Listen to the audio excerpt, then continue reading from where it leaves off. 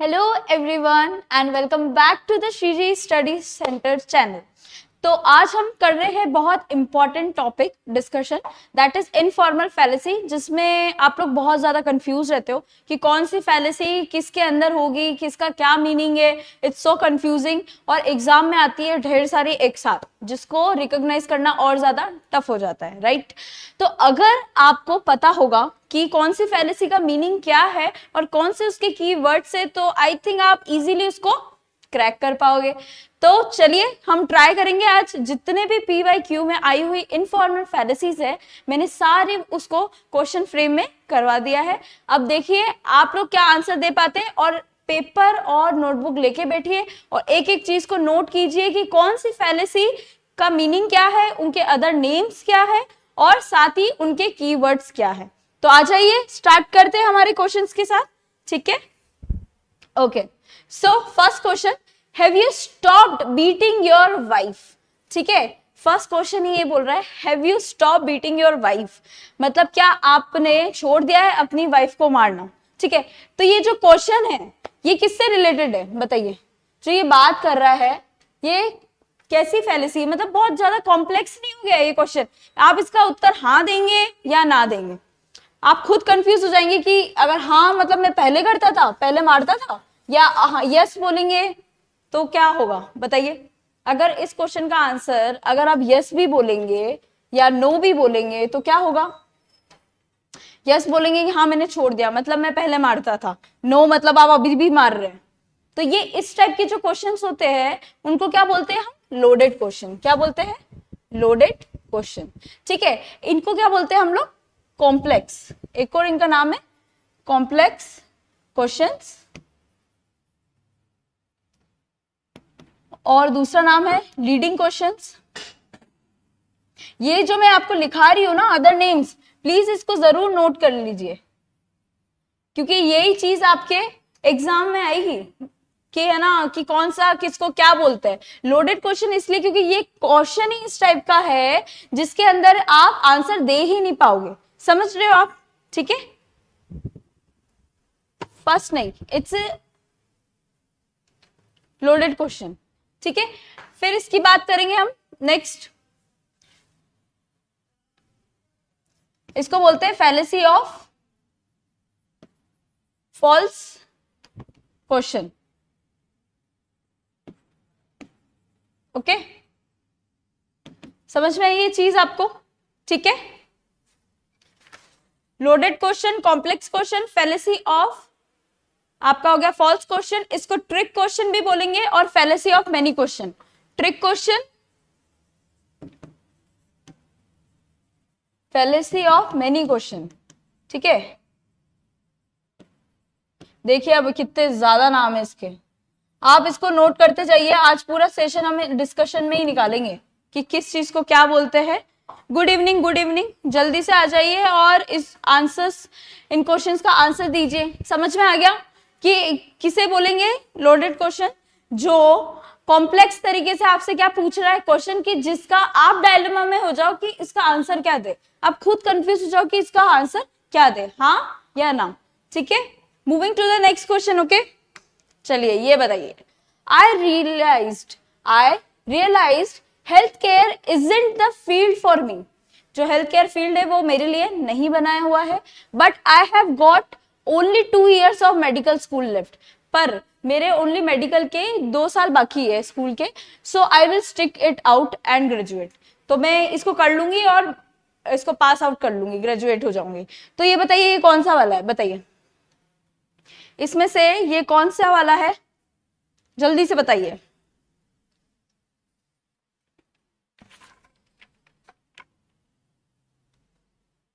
Waiting for the answers, जल्दी बताइए।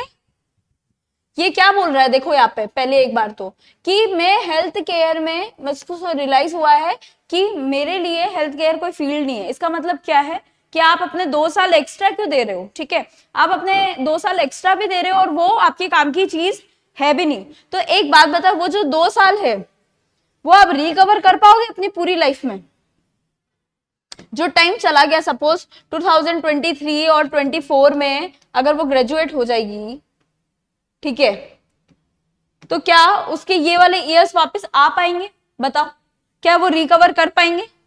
नहीं, नहीं कर पाएंगे ना। ठीक है, तो वो जो चीज आपकी रिकवर नहीं कर पाती है आपके लॉसेस को, उसे हम क्या बोलते हैं? Sunk cost fallacy. Sunk cost fallacy के अंदर क्या होता है कि आप जैसे किसी चीज में इन्वेस्ट कर रहे हो, सपोज, है ना, इन्वेस्ट कर रहे हो और आपको पता है कि वो शेयर बढ़ने नहीं वाले, ठीक है, पर फिर भी आप है ना करे जा रहे हो, ठीक है, और उसका रिकवर का अमाउंट भी नहीं आएगा आपके पास, वो डूब जाएगा, है ना, तो भी आप उस पर क्या कर रहे हो? फोकस करे जा रहे हो, ठीक है। उस चीज को हम बोलते हैं संक कॉस्ट फैलेसी। जिस चीज को रिकवर नहीं कर पाते हम, समझ में आई? जिस टाइम को, जिस पैसे को, जिस अमाउंट को, जिस इमोशंस को हम वापस रिकवर नहीं कर पाते, उन चीजों को क्या बोलेंगे हम? Sunk cost fallacy. समझ में आई ये चीज? ठीक है, आई होप ये क्लियर हो गया होगा, संक कॉस्ट फैलेसी। ठीक है, चलो moving to the next question. ये बताइए फटाफट से, I don't trust this newspaper, मैं इस न्यूज़पेपर पर विश्वास नहीं करता, controlled by the senator's opponents, ये किसी पार्टी की बात कर रहा है, ठीक है। तो अगर ये चीज बोल रहा है कि मैं इस पे बिलीव इसीलिए नहीं करता, क्यों नहीं करता? इसीलिए नहीं करता क्योंकि ये अपोनेंट का न्यूज़पेपर है, तो ये वाली फैलेसी कौन सी होगी इनफॉर्मल की? बताइए, जल्दी से बताइए, कहां से वो ओरिजिन हो रहा है, ठीक है, वो चीज बताओ कि अगर मैं उस न्यूज़पेपर पे ट्रस्ट नहीं करता, क्यों नहीं करता? क्योंकि वो यहां से ओरिजिन हो रही है, कहां से? अपोनेंट के यहां से, ठीक है। तो इस चीज को क्या बोलते हैं पता है? इस चीज को बोलेंगे हम जेनेटिक फैलेसी, ठीक है। जेनेटिक फैलेसी ऐसी इनफॉर्मल फैलेसी होती है जिसके अंदर क्या होता है, आप ओरिजिन पे क्वेश्चन उठाते हो, क्या करते हो? Origin problem, problem of origin, या किसी के ओरिजिन होने पे क्या करते हो आप? जजमेंट करते हो। जैसे आपको कोई इंसान पसंद नहीं है या आपके कोई नेबरहुड्स पसंद नहीं है, ठीक है, I am giving you an example, कोई नेबरहुड पसंद नहीं है और वहां से आपकी फेवरेट डिश बन के आई है कोई अच्छी सी खाने में, ठीक है, पर आप क्या बोलते हो? मैं नहीं खाऊंगा, ये तो अनहेल्दी है, क्योंकि ये पड़ोसियों के ऐसा ही है। तो इस चीज को जब हम बोलते हैं ना, ये आई कहां से, ओरिजिन कहां से हुआ, दैट इज जेनेटिक फैलेसी। कोई चीज कहां से आई है, ठीक है, ओरिजिन कहां से हुई है एक्चुअल में, वो चीज, ठीक है। चलो next, which fallacy is committed in the following argument, ये आर्ग्यूमेंट पढ़ो। Grades awarded to a student are not truly reflective of the subtle nuances of the student's performance. Therefore, students' work should not be graded at all. अब ये चीज बताइए, बताइए इसका answer बताइए फटाफट से।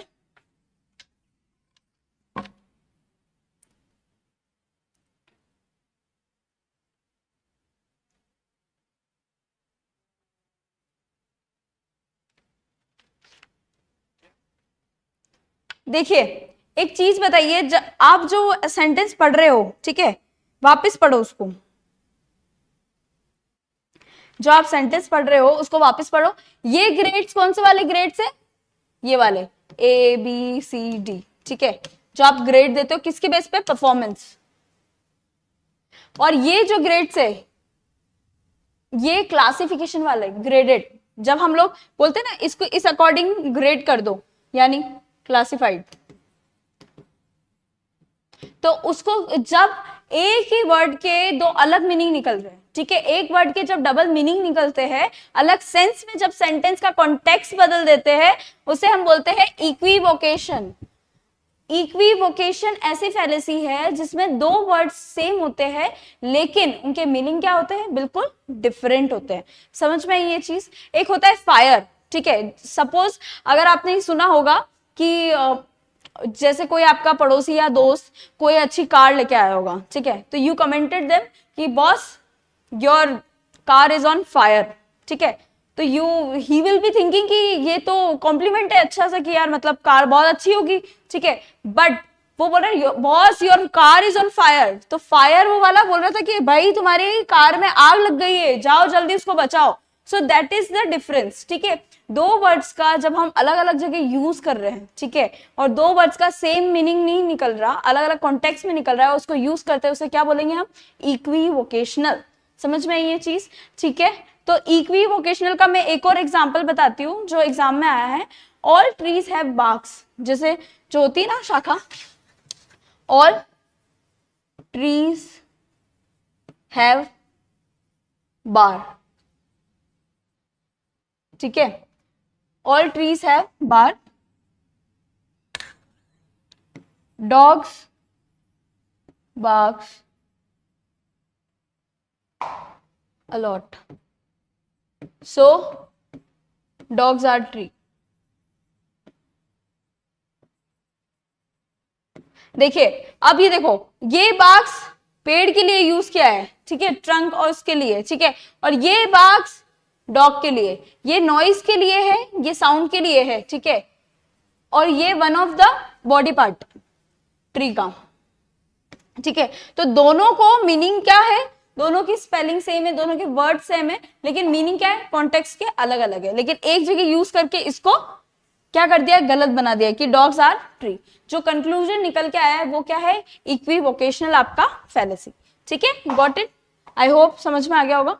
मूविंग द नेक्स्ट, चलो, human being have the ability to hear sounds. अच्छा, ठीक है, मतलब ह्यूमन बींग्स, अपनी सबकी बात हो रही है कि हमारे पास एबिलिटी होती है सुनने की, ठीक है। Therefore all people are capable of hearing sounds. तो क्या सारे इंसान कैपेबल है सुनने के लिए, बताइए, जल्दी से बताइए, ये कौन सी फैलेसी है, बताइए,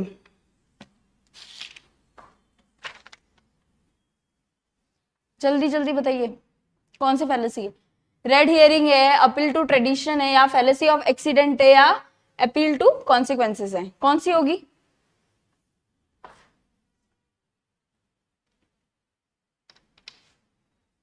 देखो जरूरी नहीं है ना कि सारे पर्सन सुन सकते हो, कोई एक्सीडेंट के थ्रू या बाय बर्थ की वजह से भी इनकेपेबल हो सकते हैं, तो जो डेफ होते हैं वो लोग नहीं सुन सकते, राइट, तो उन लोगों के लिए ये अप्लाई नहीं होता। तो इसीलिए इस फैलेसी को बोलते हैं हम फैलेसी ऑफ एक्सीडेंट। इसके अंदर हम क्या करते हैं कि जो हमारा रूल है, जनरल रूल को हम सब पे अप्लाई कर देते हैं। General rules to be applied where it is not a situation to apply.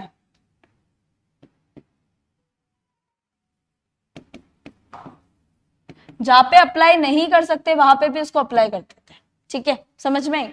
Suppose class में मैं बोलती हूँ no buddy will say a word, और मैं खुद बोलने लगती हूँ, और स्टूडेंट्स बोलते हैं मैम आप तो खुद ही वर्ड्स बोल रहे हो।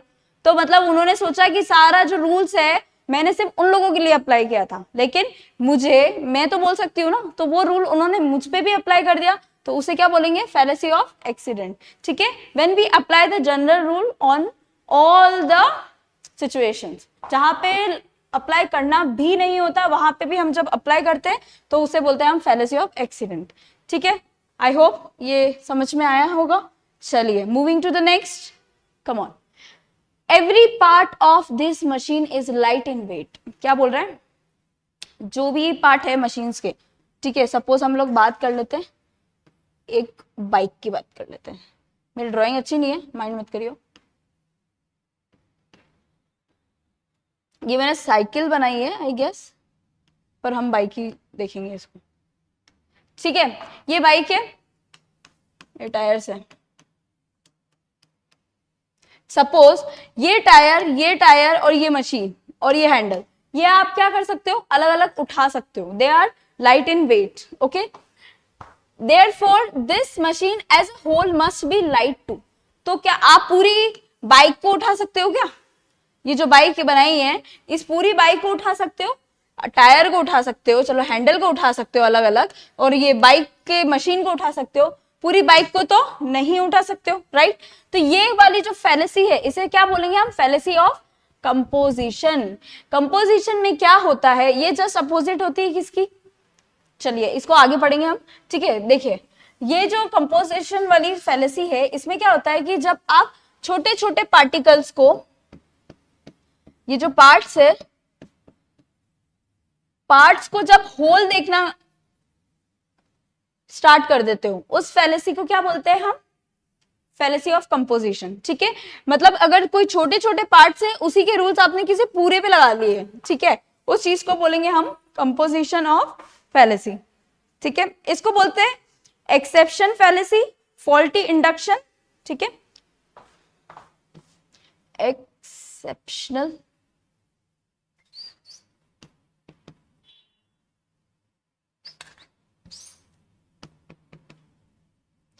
फॉल्टी इंडक्शन, ये दूसरे नाम है इसके, आप लिख लीजिए। एक तो बोलेंगे फॉल्टी इंडक्शन फैलेसी, ओके, और एक बोलेंगे एक्सेप्शन। क्या बोलेंगे? Exception fallacy. ये इसके अदर नेम से कंफ्यूज नहीं होना है, आपको इसको रटना है, इसको नाम को आपको समझ के रटना पड़ेगा। समझ के रटने से ज्यादा आसानी होती है रिकवर करने में। ठीक है, तो क्या चीज हो गई है, जब हम पार्ट्स को एज अ होल देखना स्टार्ट करते हैं, उस फैलेसी को बोलते हैं फॉल्टी इंडक्शन फैलेसी या एक्सेप्शन फैलेसी, या एक और क्या बोलेंगे, फैलेसी ऑफ कंपोजिशन। ठीक है, आई गॉट, ये समझ में आ गया होगा। मूविंग टू द नेक्स्ट, आइए। Women in the US are paid less than men, मतलब जो वुमेन है उनको कम पेमेंट मिलता है मेन से। ठीक है, तो therefore my mom must make less money than my father, तो मेरी मम्मी को मेरे पापा से कम अमाउंट कमाना चाहिए। तो क्या ये बात हो रही थी यूएस की। ठीक है, यूएस में क्या होता है कि जो महिला काम करती है उनको कम पेमेंट मिलती है मेन से। ठीक है, लेकिन ये चीज उसने कहाँ अप्लाई की? अपने घर में ही अप्लाई कर दी। तो जब आप होल चीज को पार्ट्स पे अप्लाई करते हो, जैसे ये कोई चीज होल है और इसका जो पार्ट है उसी को लेके बोलते हो कि हाँ ये ट्रू है या ये करेक्ट है। इस फैलेसी को हम क्या बोलते हैं? इस फैलेसी को हम बोलते हैं फैलेसी ऑफ डिवीजन। जब आप बड़ी चीज को अलग अलग पार्ट में डिवाइड करके उसको अप्लाई करना स्टार्ट कर देते हैं। अगर कोई बड़ी चीज सही है, इसका मतलब ये नहीं है कि उसका जो पार्ट है वो आपके लिए यूजफुल हो या फिर वो करेक्ट हो। तो ये फैलेसी जस्ट अपोजिट किसकी हुई? जो हमने पहले पढ़ी थी, कंपोजिशन। ठीक है, तो फैलेसी ऑफ डिवीजन का अपोजिट क्या है, ये क्वेश्चन बनता है। Opposite of fallacy of composition. ठीक है, आई होप ये समझ में आया होगा। तो क्या होता है फैलेसी ऑफ डिवीजन के अंदर, जब आप किसी बड़े पार्ट को छोटे में डिवाइड कर देते हो, उन चीजों को बोला जाता है। ठीक है, as a whole which is true then part of whole is also true, ऐसा मानते हो पर ऐसा होता नहीं है। सपोज मैं आपको एग्जाम्पल देती हूँ, देखिए ट्री आपको क्या है, विजिबल दिखता है। सपोज अगर मैं बताती हूँ ये एक ट्री है। ठीक है, ट्री आपको विजिबल है, बिल्कुल है। आप आसपास देखते हो नेचुरल में तो ट्री तो आपको दिखता ही है ना। अगर ट्री दिखता है और हर चीज दुनिया में किससे बनी हुई है? एटम्स से। किससे? एटम्स।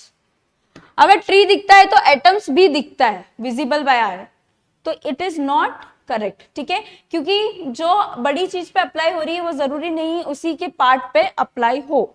तो एटम्स हमें नहीं दिखते और आप ये मानते हो कि एटम्स दिखते हैं, इस वजह से इसको क्या बोलेंगे हम? Fallacy of division. ठीक है, फैलेसी, फॉल्टी थिंग्स। ठीक है, चलिए। Jim has been fired from 7 different jobs in the past 6 month, मतलब पिछले 6 महीने में वो 7 अलग अलग जॉब से निकाला जा चुका है।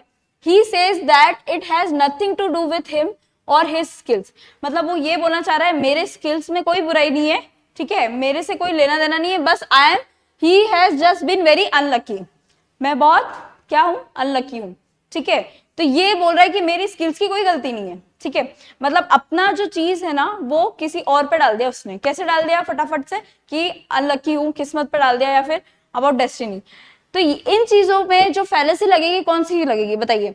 Red herring fallacy, appeal to traditional, appeal to coincidence, या फिर अपील टू कॉन्सिक्वेंसेस? बताइए फटाफट कौन सी फैलेसी लगेगी?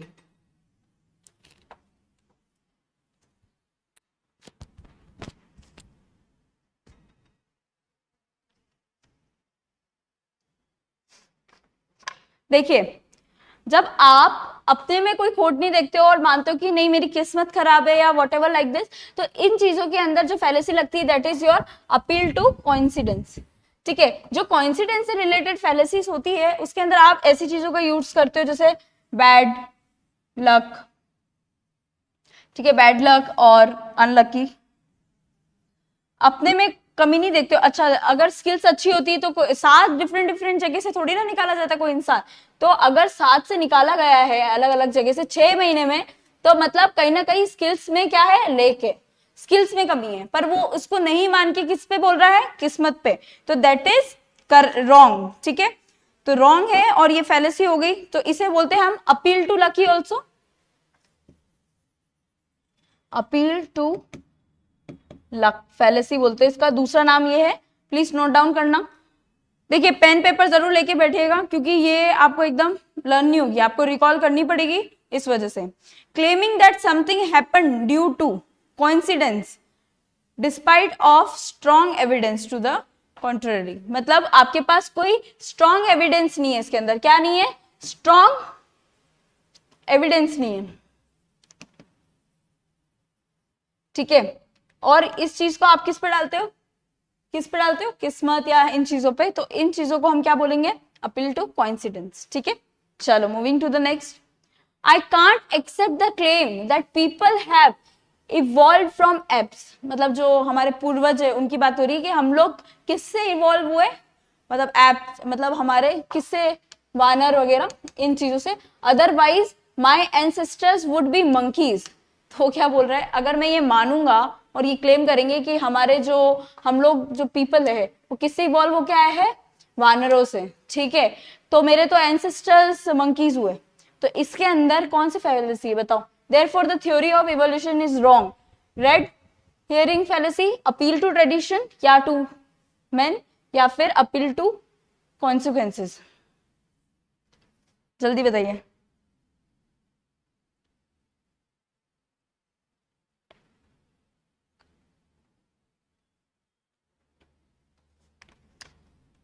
देखिए, इसके अंदर क्या आप करते हो, इस पे सबसे ज्यादा आप ये अपील टू कॉन्सिक्वेंसेस है, कॉन्सिक्वेंसेस पे फोकस करते हो। क्या करते हो, कॉन्सिक्वेंसेस पे फोकस। इसके अंदर आप सोचते हो कि नहीं, पाथ को नहीं देखते हो, मतलब रास्ता नहीं देखते हो, डायरेक्ट रिजल्ट पे कूद पड़ते हो कि नहीं इसके कॉन्सिक्वेंसेस आपके लिए क्या सही है। जैसे इसमें आप इमेज कॉन्शियस हो गए, नहीं मेरे पूर्वज बंदर नहीं हो सकते। ठीक है, तो क्या हो गया कि इसके अंदर कॉन्सिक्वेंसेस पे आप डिपेंड रहते हो। किस पे रहते हो, कॉन्सिक्वेंसेस। अगर अच्छा हुआ, ठीक है, गुड फॉर यू, तो फटाफट से एक्सेप्ट कर लिया, और बैड हुआ तो क्या मना कर दिया, नहीं नहीं नहीं नहीं, I will not accept this evolution theory. ठीक है, तो इस चीजों को क्या बोलते हैं हम, कॉन्सिक्वेंसेस। जब कोई इंसान सिर्फ कॉन्सिक्वेंसेस के फोकस के ऊपर अपने डिसीजन लेता है, कि जैसे कि सपोज आप अभी पढ़ रहे हो, कॉन्सिक्वेंसेस कुछ भी हो आप अभी नहीं सोचोगे लेकिन बाद में सोचोगे, तो हर चीज कॉन्सिक्वेंसेस पे डिपेंड करने वाले, और उसकी जो पाथ है, जो प्रोसेस है, उसको रिजेक्ट कर लेते हैं, चाहे वो रियलिटी हो या ना हो, उसको रिजेक्ट करते हैं और सिर्फ कॉन्सिक्वेंसेस के बेसिस पे वो क्या करते हैं, मानते हैं। तो that is your appeal to consequences. ठीक है, समझ में आई ये वाली, focus on consequences not the path. और इसका एक नाम भी है, आर्ग्यूमेंटम एट कन्वीनियंटियम। ठीक है, आर्ग्यूमेंटम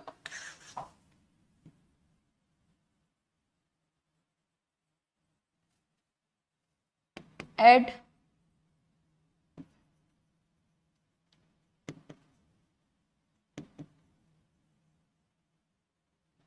ये इसका नेम है, लैटिन वर्ड।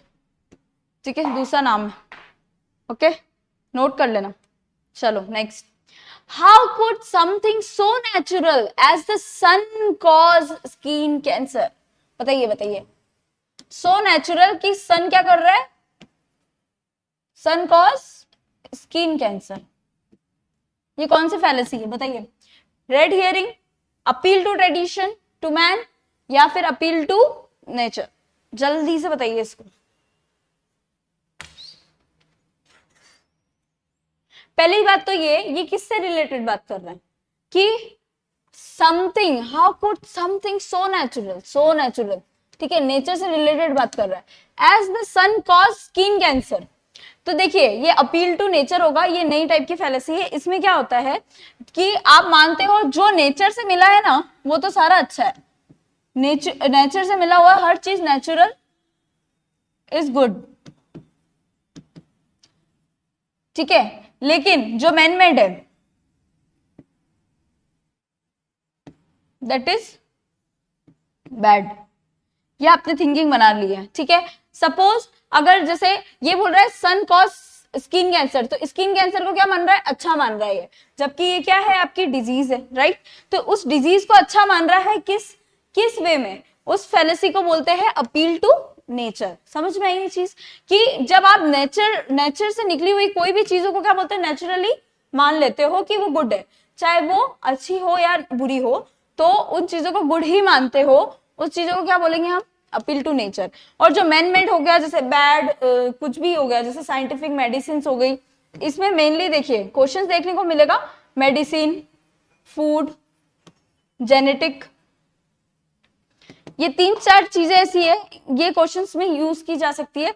तो मशीन और फूड इन टाइप में जब आप यूज करते हो नेचर को और बोलते हो कि अच्छा है, तो वो तो होगा अपील टू नेचर। और सपोज यहीं पे मैन मेड आ गया तो क्या मानोगे, बुरा मान लेते हो, तो उन चीजों को क्या बोलते हैं, सेम अपील टू नेचर, ठीक है।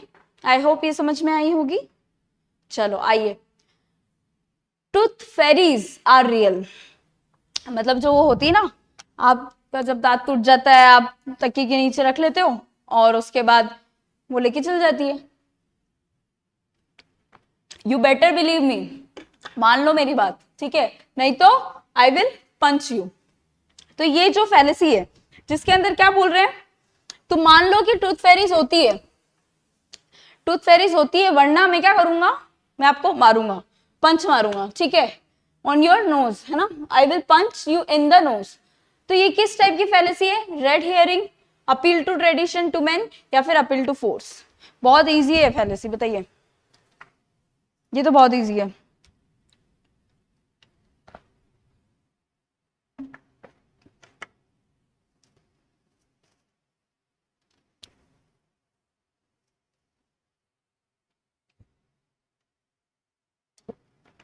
देखिए इसके अंदर आप क्या यूज कर रहे हो, फोर्स को, डरा रहे हो, धमका रहे हो, ठीक है। जब अपील टू फोर्स की बात होती है ना, फोर्स ये कम आता है, कहां से निकलता है ये वर्ड, फियर से, किससे, फियर या एंजाइटी।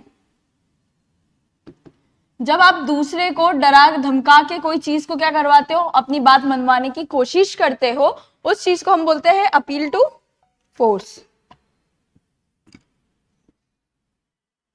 ठीक है, अपील टू फोर्स। और अपील टू फोर्स का दूसरा नाम है आर्ग्यूमेंटम एड बैक्यूलम, आर्ग्यूमेंटम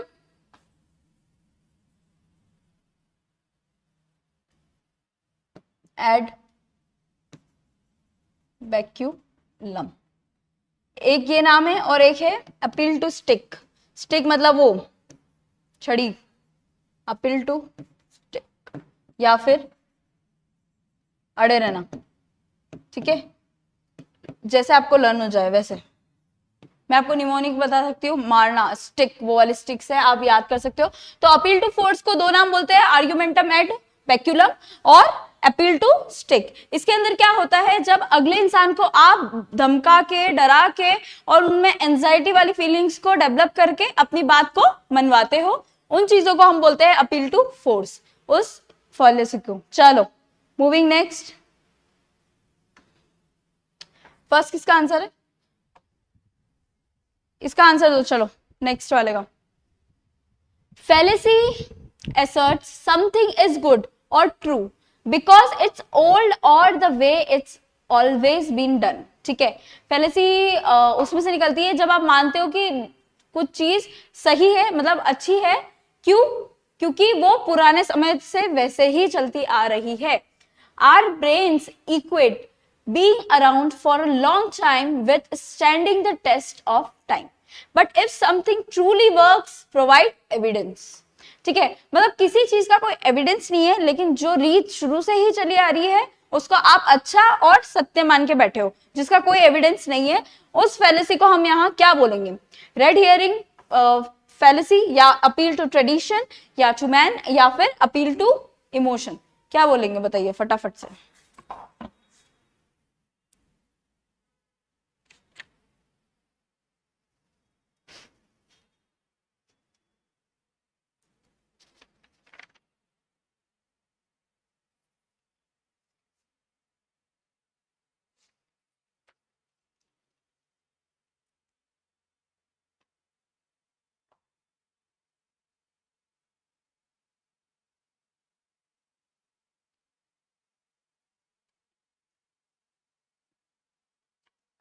देखिए, इसमें होता है अपील टू ट्रेडिशन। आप क्या मान के बैठे हो कि जो पुरानी जगह से चीजें चली आ रही है, जैसे एंशियंट टाइम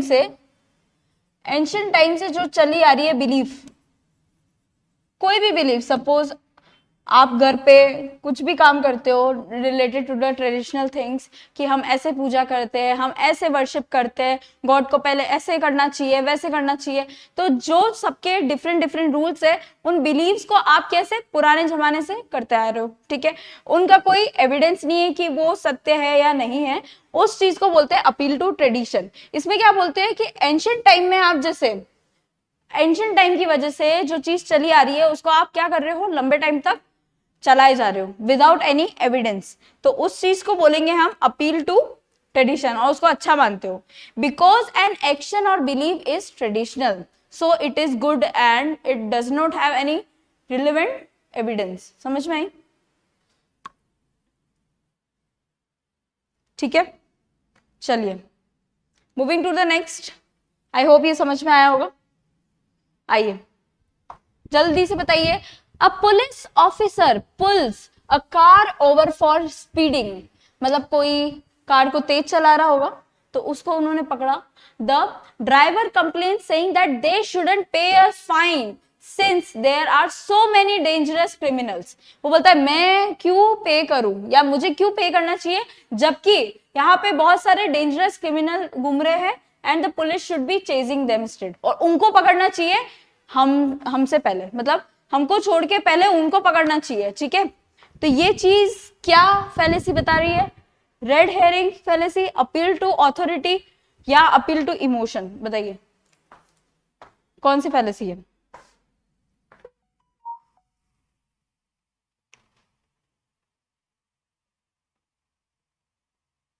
ये तो बहुत इजी है, ये पहले भी पढ़ चुके हैं, बताइए फटाफट।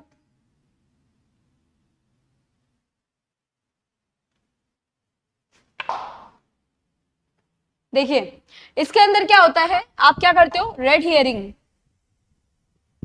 आप जब ध्यान हटाते हो किसी का, क्या करते हो, ध्यान को भटका देते हो, ठीक है, उस चीज को बोलते हैं हम रेड हियरिंग फैलेसी। आप क्या करते हो इसके अंदर, जब कोई टॉपिक चल रहा होता है और उससे आपका ध्यान को हटाना है, डिस्ट्रैक्ट करना है, उस समय ये फैलेसी यूज हो रही होती है।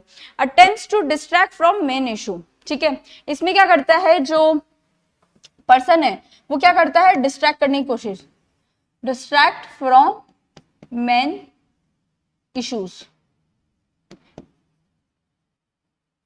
इसमें देखिए एक चीज होती है, सपोज आप आए, ठीक है, आपके फादर ने बोला होगा कि घर पे चुपचाप आप 8 बजे आ जाना, आप जाते हो आराम से 12-1 बजे तक, ठीक है, पापा गुस्से में, ठीक है, फिर आप क्या बोलोगे कि पापा मैं तो लेट हो गया, ऐसे एक्सप्लेनेशन दोगे तो फिर तो मार ही पड़ेगी ऑब्वियसली, ठीक है। तो उस समय आप क्या करोगे, जब आप चीजों को चेंज करोगे, एकदम से उनका ध्यान कि पापा वो ठीक है, मैंने एक कार देखी आपके लिए और वो आपके ऊपर बहुत सूट करेगी, तो इस चीज में आपने उनको भटका दिया, तो वो मेन मुद्दा भूल गए कि तुम लेट आए थे, तुम्हें मार पड़नी चाहिए, तो ये मुद्दा भूल के वो क्या कार पे शिफ्ट हो गए, तो डिस्ट्रैक्ट फ्रॉम मेन इश्यूज, ठीक है। जब आपने किसी इंसान को मेन इशू जो चल रहा है उससे भटका दिया, जिस मुद्दे पे आप बात कर रहे हो उससे डिस्ट्रैक्ट कर दिया है, उस चीज को हम बोलेंगे red herring fallacy. Okay, I think ये समझ में आया होगा।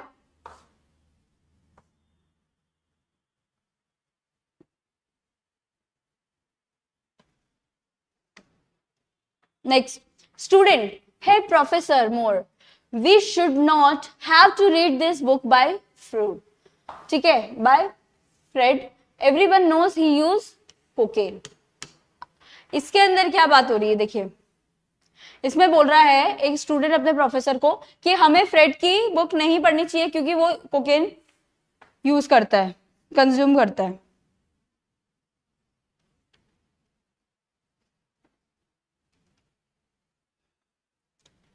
कौन सा होगा बताओ, कौन सी फैलेसी होगी इसमें?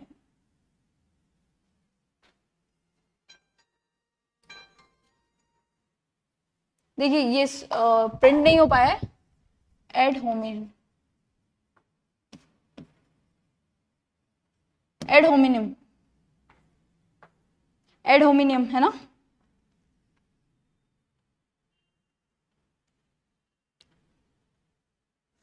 देखो इसमें क्या बोल रहा है, वो उस पे है ना पर्सनल अटैक कर रहा है, और पर्सनल अटैक के लिए कौन सा यूज होता है, एड होमिनम। इसके अंदर आप क्या करते हो, इंसान के ऊपर उसकी जो पर्सनल अटैक्स है उस पे आप क्या करते हो, अगेंस्ट द मैन हो जाते हो। इसके अंदर आप उसके बारे में पर्सनल अटैक करते हो कि सपोज उसकी बुक इसलिए नहीं पढ़नी चाहिए क्योंकि वो तो कोकेन लेता है। तो इस वजह से क्या होता है, आप पर्सनली उस पर अटैक कर रहे हो। ठीक है, सपोज कि कोई बच्चा है जिसके साथ आप बैठे हो और आपके फ्रेंड बोलते इस बच्चे से बात मत कर क्योंकि इसके पापा जेल में है, तो ये क्या कर रहे हो, आप पर्सनल अटैक कर रहे हो किसी इंसान पे। इस चीज को बोलते हैं हम एड होमिनिम। ठीक है, जब आप किसी पे पर्सनली अटैक करते हो। एक और चीज है, एक एग्जांपल और है, अगर सपोज कोई फेयर एंड लवली या फिर कोई फेयरनेस क्रीम बेच रहा हो और उनकी खुद की स्किन का टोन हो ब्राउनिश, ठीक है, ब्रिटिश, तो क्या होगा, लोग कैसे कमेंट करेंगे कि खुद की स्किन ब्लैक है और खुद की स्किन डल है एंड यू आर सेंडिंग और you are selling the fairness cream. तब आप क्या करते हो, पर्सनल अटैक करते हो किसी इंसान पे, तो उस चीज को हम बोलते हैं एड होमिनम। ठीक है, अगेंस्ट द मैन हो जाते हो, क्या होते हो इसमें, आप तो मैन के अगेंस्ट ही हो जाते हो, इसमें उनके ऊपर पर्सनल अटैक्स करते हो, कमेंट्स करते हो, जज करते हो, that is what add hominem. चलिए सेम क्वेश्चन है, okay, moving next. Think about the innocent children who will be affected by this policy. कैसे बोल रहा है, मतलब अरे देखिए प्लीज सोचिए इनोसेंट बच्चों के बारे में, ये इस पॉलिसी से अफेक्ट होंगे। कौन इन पॉलिसी से अफेक्ट होंगे, false dilemma, appeal to authority, circular reasoning या अपील टू इमोशन। क्या होगा इसमें बताइए, फैलेसी मतलब ऐसा पिटी सा फेस बनाना और इन चीजों के बारे में बात करना, उसे हम क्या बोलते हैं।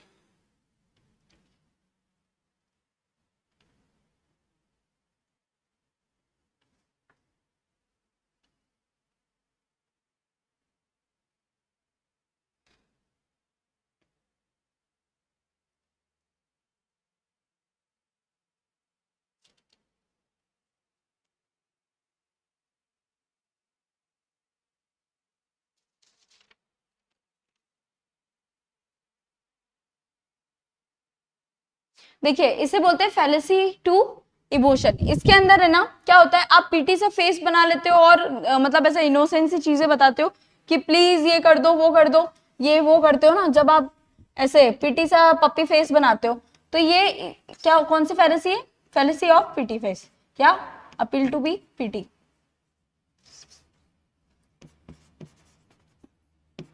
जो मेनली इंश्योरेंस वाले आते हैं ना, वो इसी का पार्ट है, जिंदगी के साथ भी जिंदगी के बाद भी, इंश्योरेंस पॉलिसी इमोशनली, जब आपको अटैक करती है कोई चीजें, ठीक है, इमोशन हो जाते हो आप किसी चीजों को लेके, तो इसके अंदर जैसे लाइफ इंश्योरेंस आ जाएगा। आपको इनोसेंट से रिलेटेड जितने वर्ड होते हैं ना, जैसे सैड, इनोसेंट और इन टाइप की चीजें होती है, उन्हें हम बोलते हैं क्या, अपील टू इमोशन।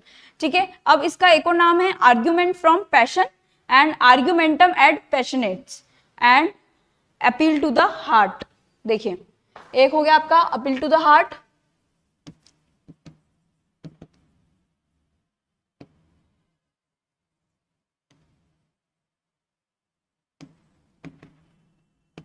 पैशन, ये इसके दूसरे नाम है। ठीक है,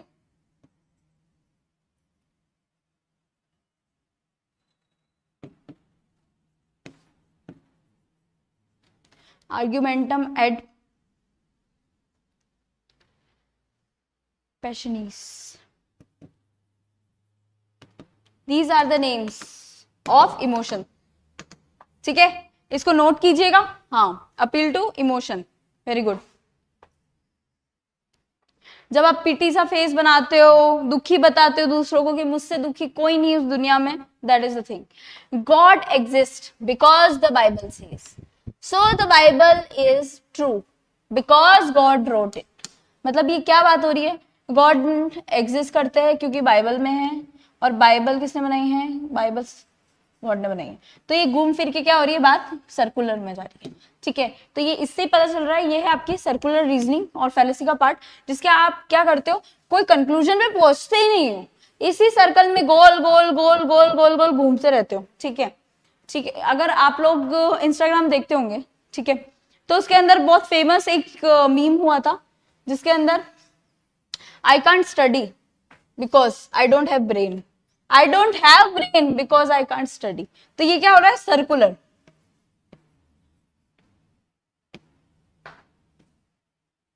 सर्कुलर बात कर रहे हो. I don't study because I don't have brain,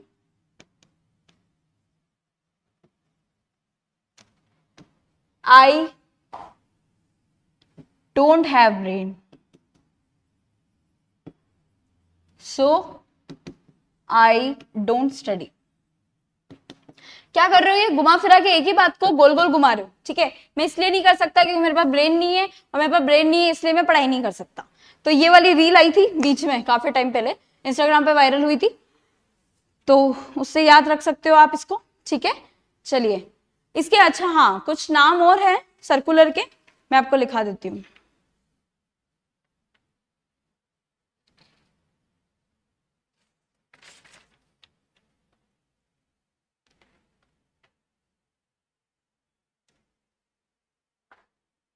सर्कुलस इन पॉलीडेमो और एक सर्कल इन प्रूविंग. ठीक है, एक तो हो गया सर्कल इन प्रूविंग, सर्कल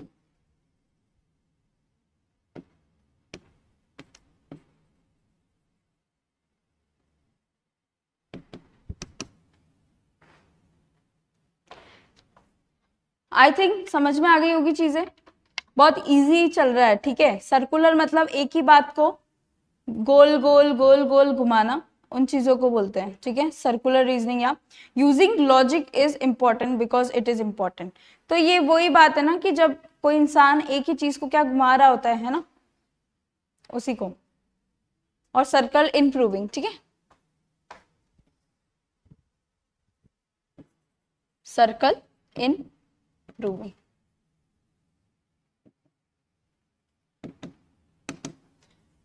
चलें आगे चलते हैं. बताइए, इधर यू आर फॉर अस और अगेंस्ट अस. मतलब ऑप्शन दिया ही नहीं है, या तो तुम हमारे लिए हो या हमारे साथ नहीं हो, या तो हमारे साथ हो या हमारे खिलाफ हो. मतलब ये तो है ही नहीं कि मैं किसी के साथ, न्यूट्रल वाला ऑप्शन ही काट दिया. क्या किया इसके अंदर? क्या होता है कि जब आप है ना लोगों के लिए लिमिटेड ऑप्शन रखते हो, जैसे मैंने बोला या तो मैं डार्क फैंटेसी खाऊंगी,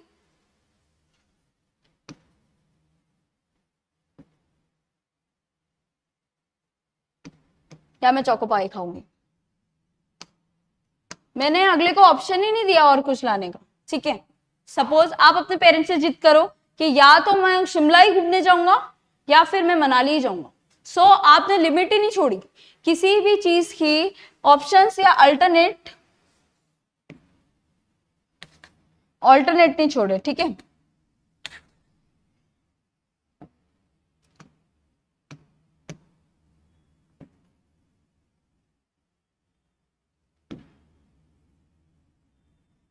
जब आप किसी चीज के अल्टरनेट्स नहीं छोड़ते हो, उस चीज को हम क्या बोलेंगे? कौन सी फैलेसी होगी ये होगी आपकी फॉल्स डायलेमा. क्या होगी? फॉल्स डायलेमा, जिसके अंदर आप क्या करते हो? ऑप्शन नहीं छोड़ते हो.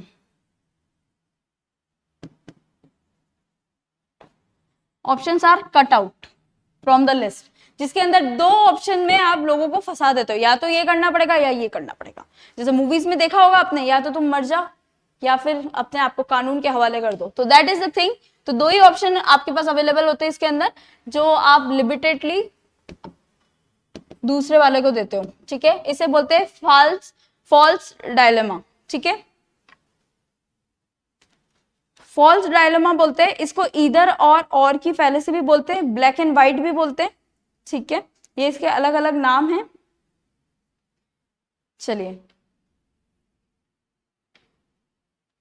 चलिए आइए नेक्स्ट बताइए। Famous singer Himanshu says that coffee heal chocolates are groovy, we can only conclude that coffee heal chocolates are groovy indeed, which of the fallacy is committed. बताइए बताइए फटाफट बताइए, ये तो क्लास में भी एक्सप्लेन कर रखी है। तो क्या होगा इसका आंसर? जो हिमांशु है फेमस सिंगर, वो बोल रहे हैं कि जो चॉकलेट है आपकी जो हिल वाली, वो ही अच्छी है या ग्रूवी है।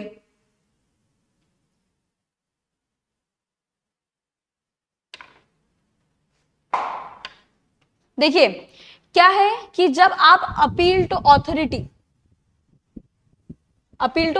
होता है, इसके अंदर क्या होता है, जैसे Himanshu is a famous singer, मतलब इनके पीछे मतलब ये कुछ भी बोल देते हैं तो लोग मानने लगते हैं, इनकी सुनते हैं, चाहे सही हो या गलत हो, ठीक है। सपोज उन्होंने किसी चीज के बारे में बोल दिया है दैट इज करेक्ट, और लोग उनको मानने लग जाते हैं। सपोज अगर कोई माउंटेन ड्यू का या फिर कोको कोला का फेमस ऐड करते हैं, जैसे हमने देखा है शाहरुख खान और देखा है ना, शाहरुख खान और अजय देवगन विमल का काफी अच्छा ऐड करते हैं, दाने दाने में केसर का दम।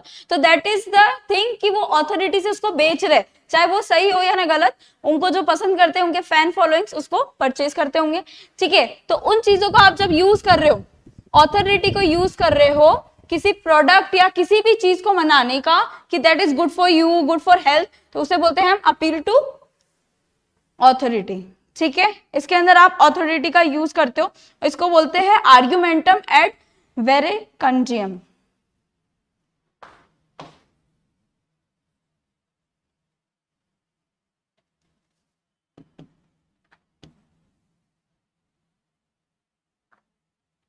कंजियन, ठीक है।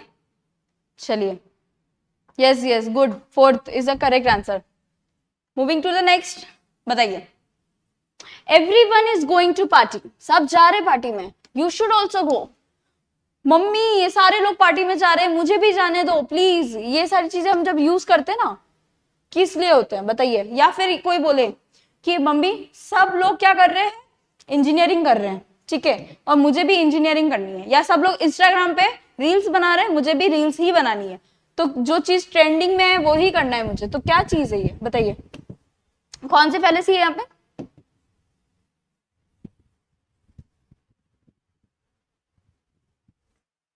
बताइए फटाफट।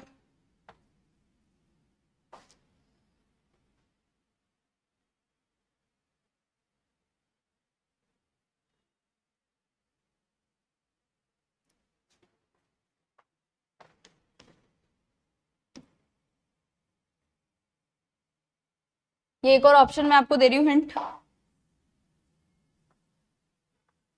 इग्नोर नहीं होगा, इग्नोर तो कैसे करोगे इसको। ये बैंड वैगन का आपका है, ठीक है, जिसके अंदर आप क्या करते हो, भेड़ चाल चलते हो। क्या चलते हो? भेड़ चाल।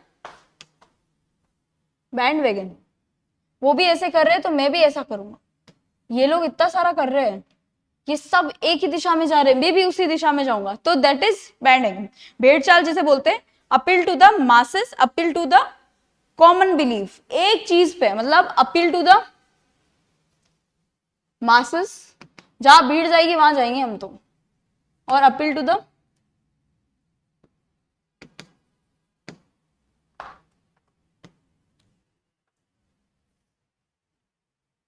अच्छा पहले का था, ठीक है, मैंने अभी देखा, common belief.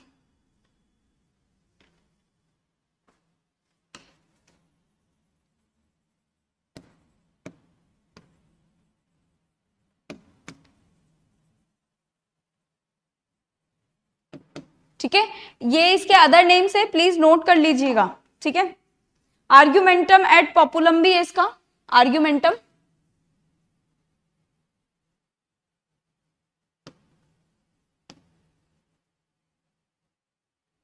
These are the other names of the same fallacy. समझ में आया? भेड़ चाल जिसमें चलते हो, क्या चलते हो? भेड़ चाल। जिधर सब है उधर ही जाएंगे हम तो, सेम डायरेक्शन। चलिए बताइए, ये कुछ और है, ठीक है। Which informal logical fallacy is committed statement, इसमें से कौन से स्टेटमेंट में क्या फैलेसी है? If you give him an inch he will take a mile, अगर तुम उसे इंच दोगे वो माइल ही ले जाएगा पूरा। बताइए,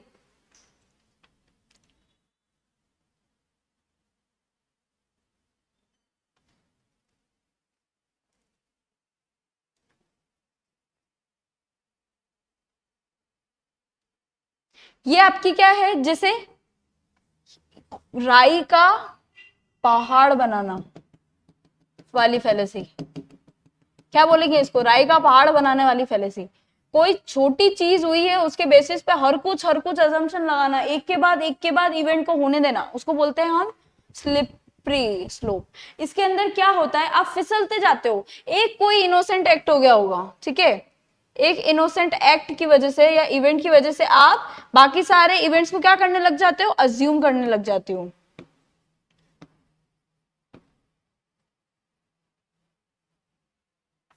yes, slippery slope, it's a correct. या इसके अंदर क्या करते हो? सपोज अगर आप अपने पापा से बोलते हो, पापा मुझे साइकिल चलाने सीखनी है, छोटे थे तब, ठीक है, तो उन्होंने बोला साइकिल चलाना बोल रहा है, कल बाइक चलाने को बोलेगा, परसों कार चलाने को बोलेगा, उसके बाद हेलीकॉप्टर चलाने को बोलेगा। तो ये सारी चीजें जब आप एक के बाद अजम्पशन करते रहते हो, उससे बोलते हैं स्लिपरी स्लोप। फिसलते रहते हो, दैट इज राई का पहाड़ बनाना। एक इनोसेंट कोई एक्ट हो जाए, उसके बेसिस पे क्या करते हो आप? हर कुछ अजम्पशन लगाते हो। चलिए, fallacy in which a proposition is held to be true just because it has not been proved false, ये बहुत इंपॉर्टेंट है। मतलब उस चीज को गलत नहीं बोलना क्योंकि उसके बारे में कोई प्रूफ नहीं है। जैसे he is not guilty because there is no proof, there is no proof to prove him।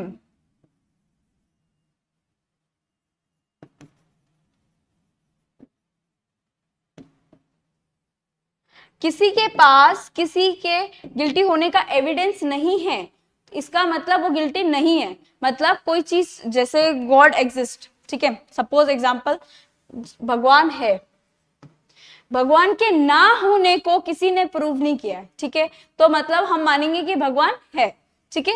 भगवान के एग्जिस्टेंस को किसी ने डिसप्रूव नहीं किया है या उनके एब्सेंस को प्रूव नहीं किया है, भगवान के एब्सेंस को किसी ने प्रूव नहीं किया है, इसका मतलब भगवान एग्जिस्ट करते हैं।